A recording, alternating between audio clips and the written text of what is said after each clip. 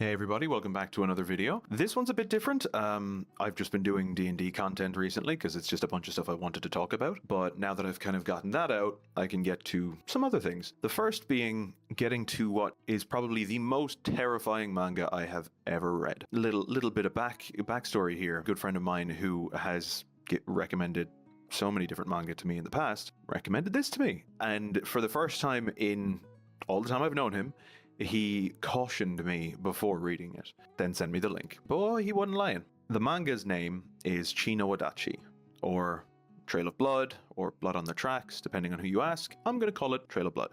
It is, without a doubt, the most fucked up manga I have read, and that's saying a lot. Now I know, what do you mean the most terrifying? In a world with Junji Ito and in a world filled with terrifying, messed up things, especially in the anime and manga industry, it really has to be properly terrifying. Well, let me get into it. The manga itself is written by Shuzo Oshimi. I don't know what line this man has directly into the uncanny valley part of my brain, but he's got it. So the manga is centered around the main character, Seichi Osabe, or Seichi Osabe. I'm probably going to mispronounce a lot, don't hate me. He's a fairly normal middle schooler, just doing his thing.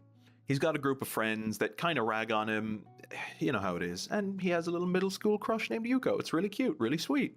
He's got a pretty normal life, all things considered, until we get home and we meet his mother, Seiko. We're like Psycho. She's, well, the word you're going to hear a lot here is overprotective. She's overprotective and overly doting, you might say. Now, at first glance, it does seem a bit unnerving, but we all had that friend whose parents were a bit too close or too involved in their lives. Like, it's a bit weird, but that normal kind of weird. You know, the kind where you kind of go, all right, whatever, and move on with your life, initially. The veil starts to lift early on in regards to the relationship and the odd behaviors of his mother when his cousin Shigeru and his aunt come to visit. The two boys wander off upstairs, leaving the mother and aunt downstairs to chat, and it kind of seems like Shigeru might bully him a little bit, but again in that way of that cousin who, you thought was cool but was also kind of a dick. And he brings up how Seiko used to stand in the back of Seichi's kindergarten class and just watch him all day. A little weird, and Shigeru once again mentions that she's pretty overprotective, and we're treated to one of the first of many very, very unnerving panels. And after that super disturbing moment, Shigeru just shrugs it off and laughs with him, tells him he's just joking. And before they all leave, they bring up the prospect of going on a mountain hiking trip during the summer. The manga then skips to the last day of school, just on summer break, and Seichi shares a sweet, adorable little stroll home with his crush Yuko, who asks if she can come over sometime. When he gets home, he asks Seiko if he can have a friend over sometime when Shigeru and his aunt aren't coming by. There's a bit of a pause. It's just weird, but she says of course, but asks if he could wait until after the summer trip so that everything's calmed down and they can all wind down after traveling. Perfectly reasonable, not at all weird. Except, after Seichi agrees to that, he walks upstairs and we are left with his mother staring vacantly and yet somehow menacingly up the stairs after him. You're probably already getting, just from the few panels I've showed here, what I mean when I say he's got a direct line to that uncanny valley part of your brain. The way he draws faces and the way he frames the kind of body language and facial expressions of characters in this manga is so spectacularly upsetting. I don't have the words. There's just so many points in this where what could be in a different light, and I don't just mean in a different situation, I mean even the way he uses shading to show how the scene is lit, in a different shade things might be fine, but you just kind of also want to turn and run away. Anyway, we pick up on a hot and sweaty day on a trip to the mountains, the hiking trip they mentioned, and it again becomes kind of evident that Shigeru might be the favorite of the family. He gets a walking stick from his grandfather and to head up the mountain. But the family do cheer Seichi on as he sprints up after Shigeru. Shigeru gives him a little hand up and gives him his own walking stick that he found, this big ass branch. And when you were younger, there was nothing better than finding a cool branch. Like, walking stick or a sword, whatever it was, the cool branch could be anything. They take a small moment to catch their breath, and when they do, Shigeru calls Seichi over to a cliff edge, which is always fun, and jokingly shoves him. Just for posterity, If you're ever near the edge of a cliff, don't do that. That's not a joke. It's not funny. It's not just a prank, bro. That's how people die. Once Shigeru shoves him, Seiko sprints up and manages to grab a hold of him, freaked out, and everyone laughs at her and calls her, what's the key word? Overprotective. In that particular scenario, that's not overprotective. That's just protective. Like, if someone pushed my kid in front of a cliff, I don't give a fuck how old they are. They are getting the mightiest of backhands. It wouldn't even have to be my kid. If someone did that to my dog, like, just shoved them in general, they'd be getting stepped to. That's my pup. Then after some more hiking, the family breaks for lunch. And the one thing that, in rereading this, after several harrowing rereads of this manga, that I noticed, is that Seichi and Seiko are both sat close to, but noticeably separate from, the group. Amidst all the discussion, Shigeru asks Seichi to go and take a piss with him, as you do.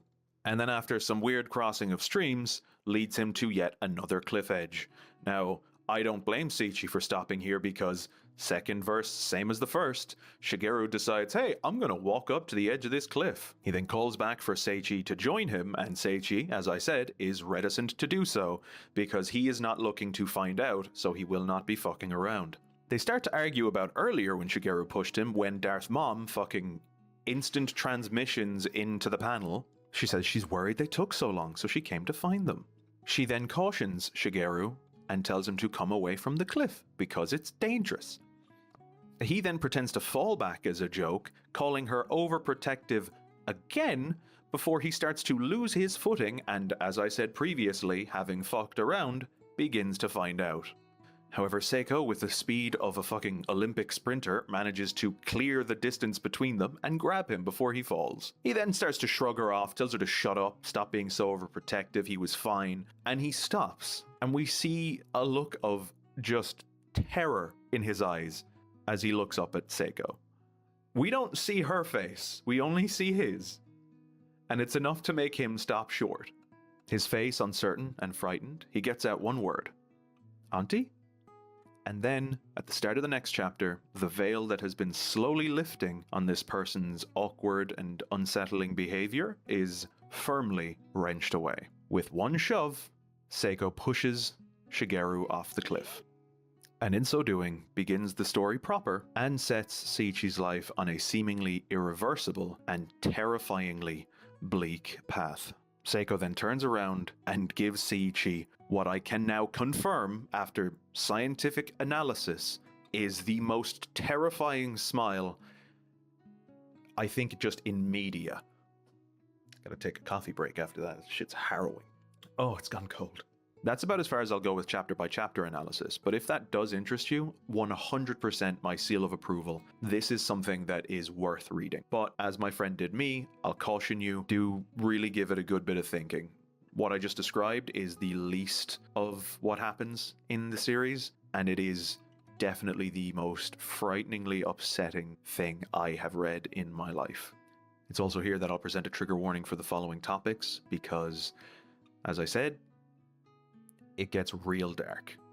This is also the time to stop watching if you do not want the rest of it spoiled. I'll be doing my best to not spoil things anyway, but to talk about how amazing this manga is and how uncompromising the story is requires me to spoil some things. But I'll do my best, and even then, I recommend reading it for yourself. Alright, if you're gone, you're gone.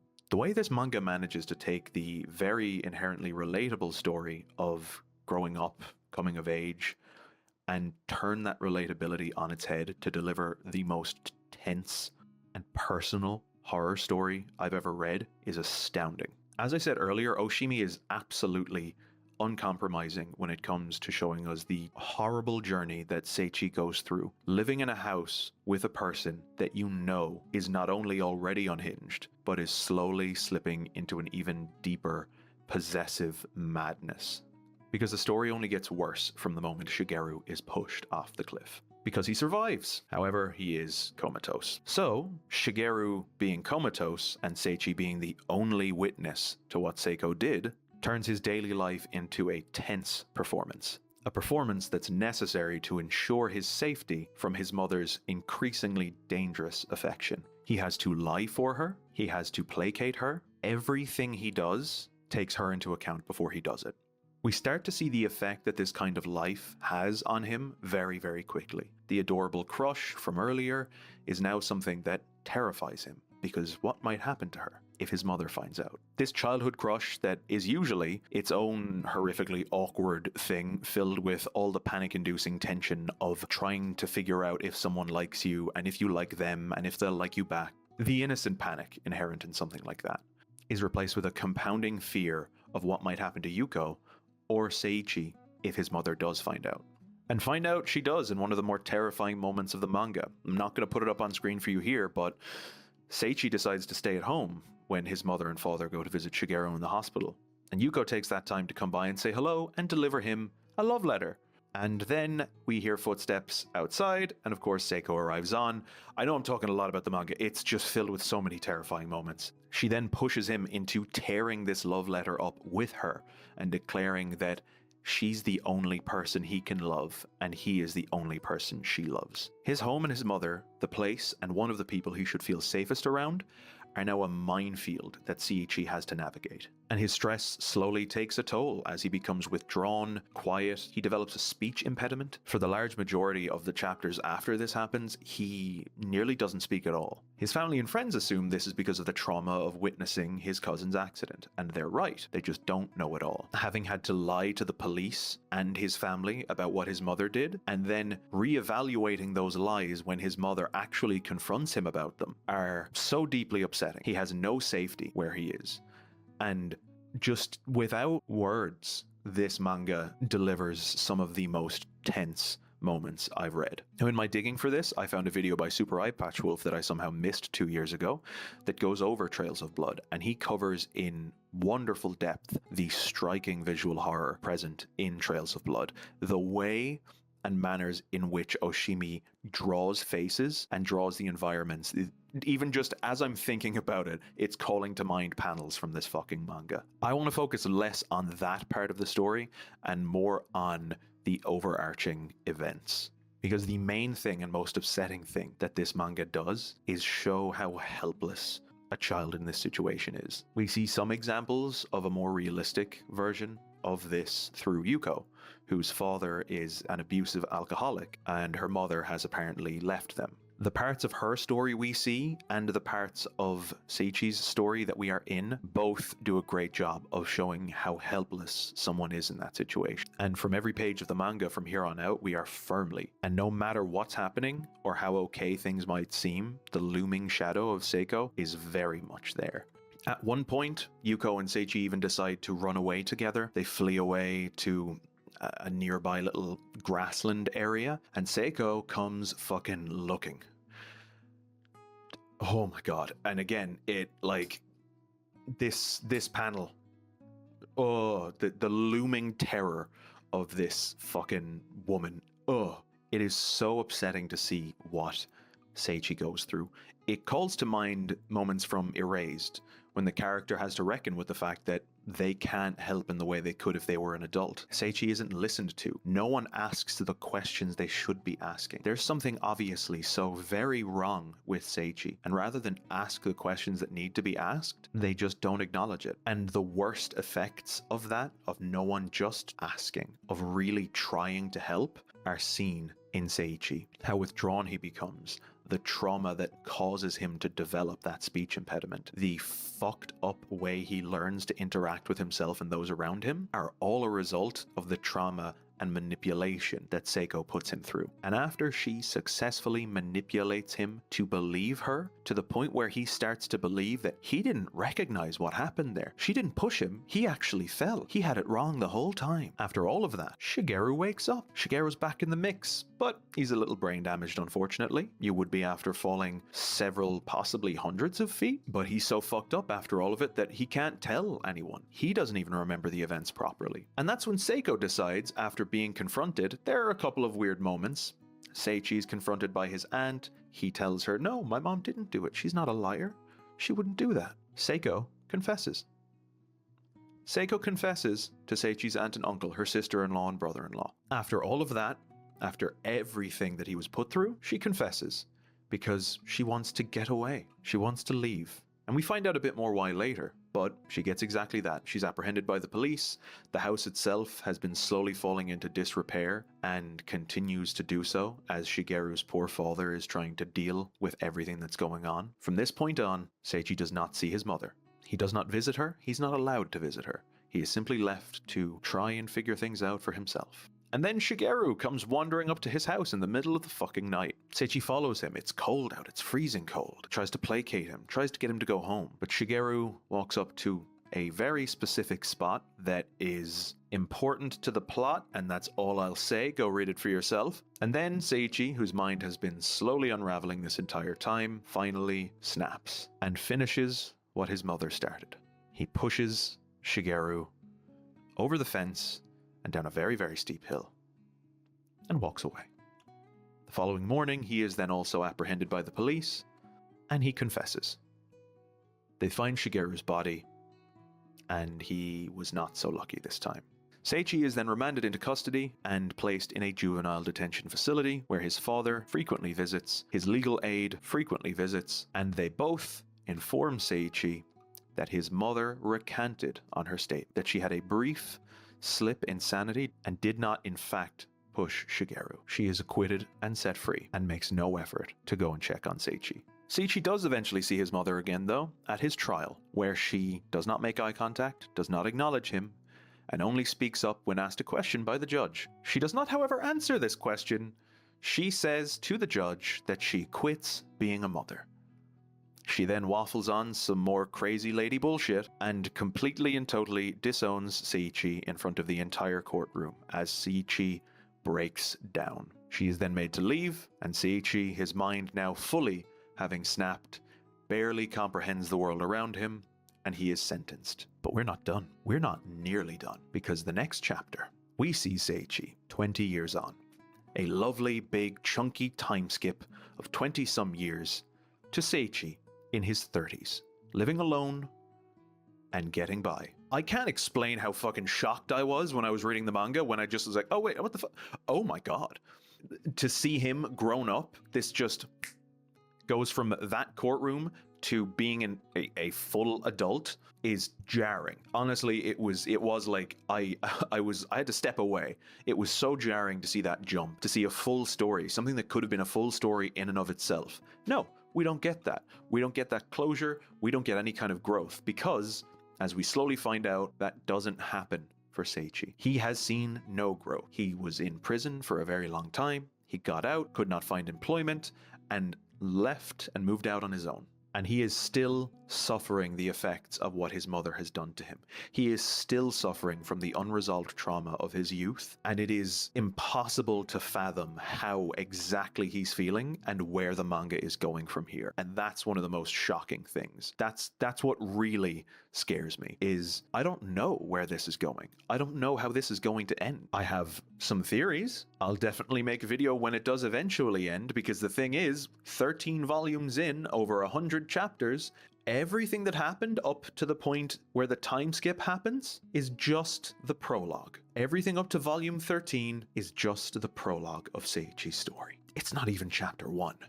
What the fuck? To think that everything we've seen of his life up until this point is just the starter to the main course of horrific bullshit he is sure to go through from here on out is mind-boggling to me. And I am waiting, I am checking every day for new chapters of this fucking thing.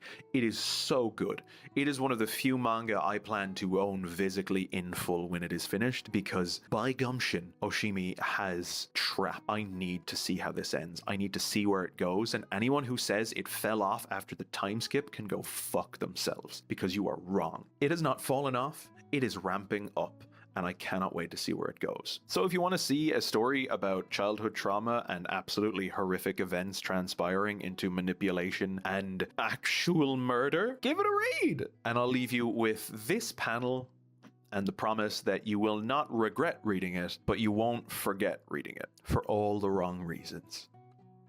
Hey, I hope you enjoyed the video. I've been working on these ones for a while. I've been procrastinating on them because I'm very, very bad for procrastination, but there are more like this coming down the pipeline. I know I've mostly done D&D stuff for the last while, but There's plenty more that I want to talk about, plenty more I want to do, so subscribe if you want to see some more of my bullshit. Like the video if you liked it. Please do let me know in the comments if you've read this. I know it took off a while back and I'm very, very late to the game, but I need to see some discourse about this. I'm definitely going to read more of Oshimi's works. If you have any recommendations, let me know. If you like seeing my ramblings and my bullshit and you want to, have a little bit of a chat, some more off the cuff stuff, I stream on Twitch every Friday, 6 p.m. GMT, and every Saturday at 10 a.m. GMT, usually about 4 or 5 hours, but we see how it plays out. Might do it more in the future. Who knows? But if that's something you'd be interested in, head on over there. Let me know when you jump into the chat. I'd love to see you. Gluck.